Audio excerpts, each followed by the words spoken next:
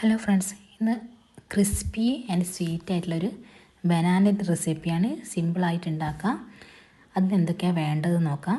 അതിന് നമുക്ക് ആവശ്യമായത് ഗീ ആണ്, പിന്നെ കട്ട് ചെയ്ത ബനാന, കുറച്ച് ശർക്കര പൊടിച്ചതും തേങ്ങയാണ്.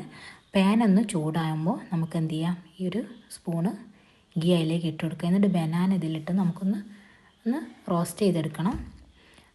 ഒരു ബ്രൗൺ കളർ ആകുമ്പോൾ നമുക്ക് മറിച്ചിട്ടൊന്ന് റോസ്റ്റ് ചെയ്തെടുക്കാം. ലോ ഫ്ലെയിമിൽ വേണം നമുക്കത് റോസ്റ്റ് ചെയ്തെടുക്കാൻ. അടിയിലധികം കരിഞ്ഞു പോകാതെ നോക്കണം.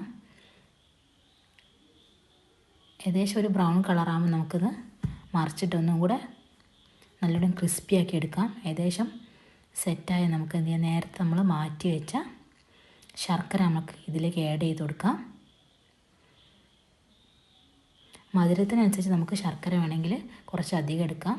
ഞാൻ ഇവിടെ കുറച്ചാണ് എടുത്തിരിക്കുന്നത്. നല്ലോണം ഒന്ന് മിക്സ് ചെയ്തെടുക്കാം. ലോ ഫ്ലെയിമിൽ വേണം നമ്മൾ കുക്ക് ചെയ്യാൻ, അല്ലാതെ ഈ ശർക്കര അടിയിൽ ഇങ്ങനെ പിടിച്ചു പോവും, കരിഞ്ഞു പോവും.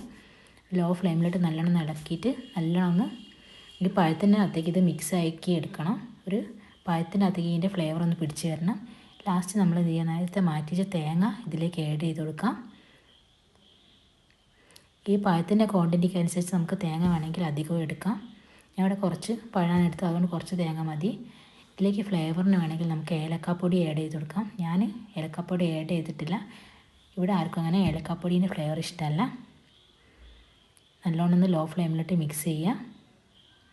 ഇതെപ്പോഴും ചൂടോടെ കഴിക്കാൻ പാടില്ല, കൂളാക്കിയതിന് ശേഷം കഴിക്കുക. അന്നപ്പോൾ ഈ ശർക്കരൻ്റെ ടേസ്റ്റൊക്കെ ഒന്ന് ക്രിസ്പി ആയിട്ട് നിൽക്കും. ഈ പഴത്തിൻ്റെ പീസ് നല്ല ക്രിസ്പി ആകുമ്പോഴാണ് ഭയങ്കര ടേസ്റ്റ് ഉണ്ടാകുക. എന്നിട്ട് നമുക്ക് ഇനി സെറ്റായിട്ടുണ്ട്. ഇനി നമുക്കൊരു പ്ലേറ്റിലേക്ക് സെർവ് ചെയ്യാം. Thank you friends.